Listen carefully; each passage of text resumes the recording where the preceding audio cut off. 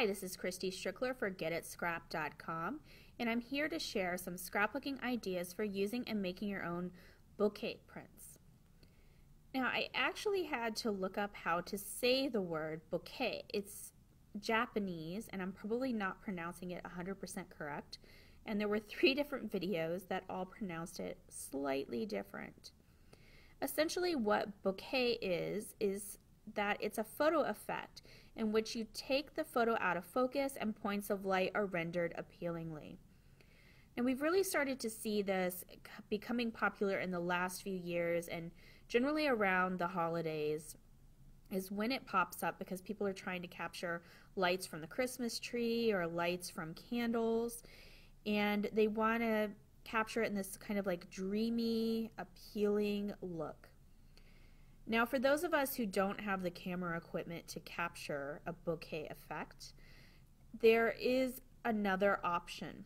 We can actually buy scrapbook papers or supplies or recreate the effect in photo apps, and that's what we're going to explore today. So this is all about capturing the bokeh look without having to have that photography skill or the special photography equipment.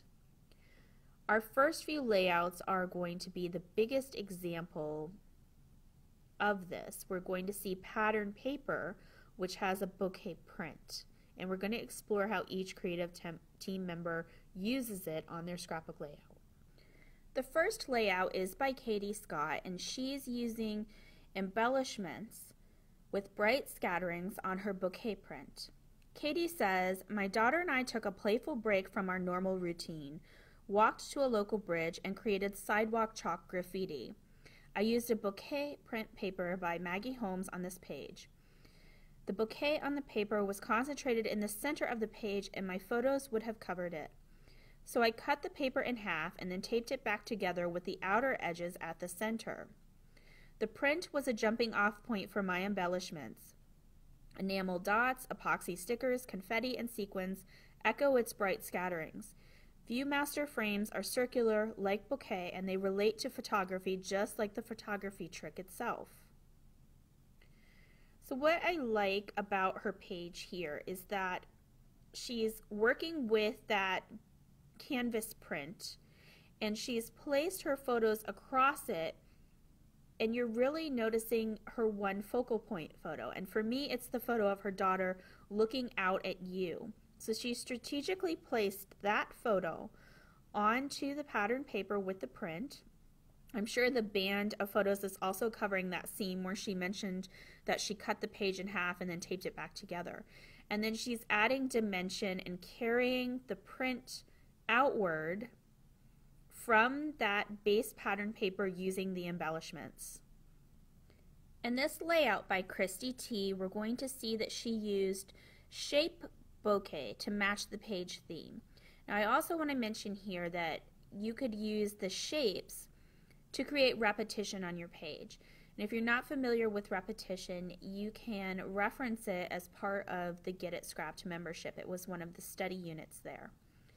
But essentially you could then pull more of that motif out into other parts of the page to create that repetition. Christy says, "This page is about the time my husband took our daughter on a daddy date to a piano recital.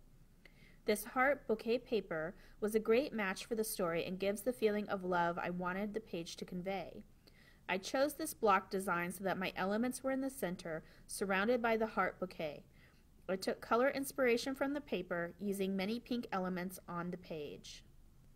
You can use bokeh prints to evoke a dreamy mood.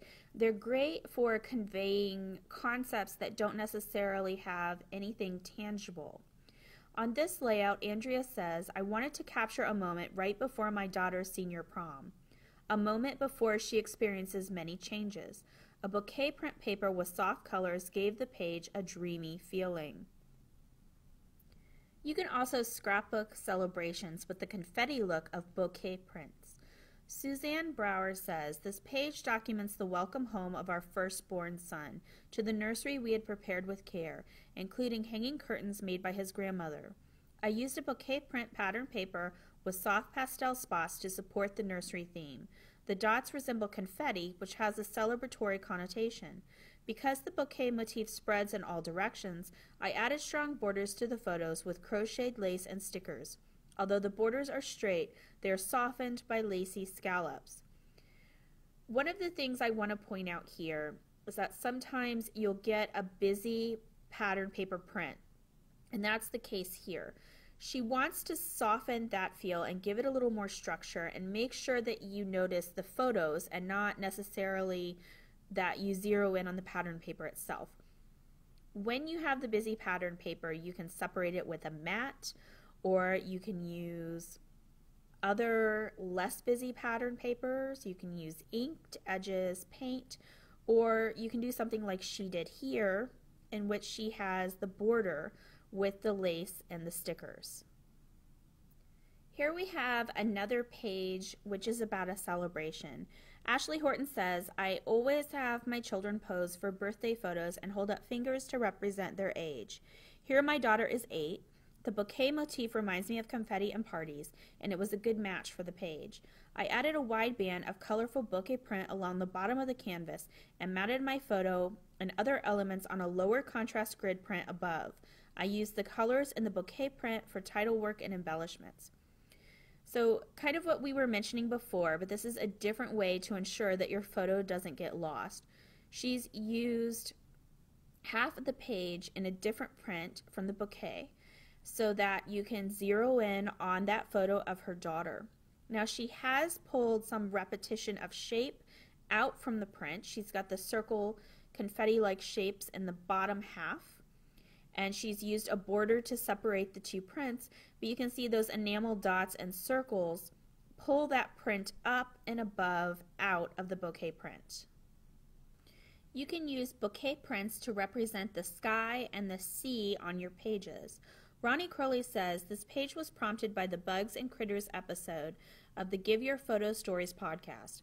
It is about the summer of 1976 when in Europe the ladybugs swarmed.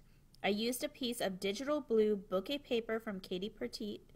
The blue bouquet prints represent both the blue skies and the blue sea from my summer vacations. The bouquet circles remind me of the sun glinting on a summer's day. So in this particular page, it takes a symbolic form, the bouquet print does, for the sky and the sea. We've mentioned that you can use bouquet prints symbolically, and the next layout does that. It uses it to represent magic. That's obviously not something that's very tangible. It also covers something that I brought up earlier in the video, that you can make your own pattern paper. You can use digital apps, you can use photo editing software, either on your computer or on your phone. Some scrapbook stores online sell overlays that you can purchase to put over your photo, and you can make adjustments within the photo editing app to get the depth of the bouquet effect that you want. You can also use those overlays on solid colored paper within the photo editing tool in place of a photo.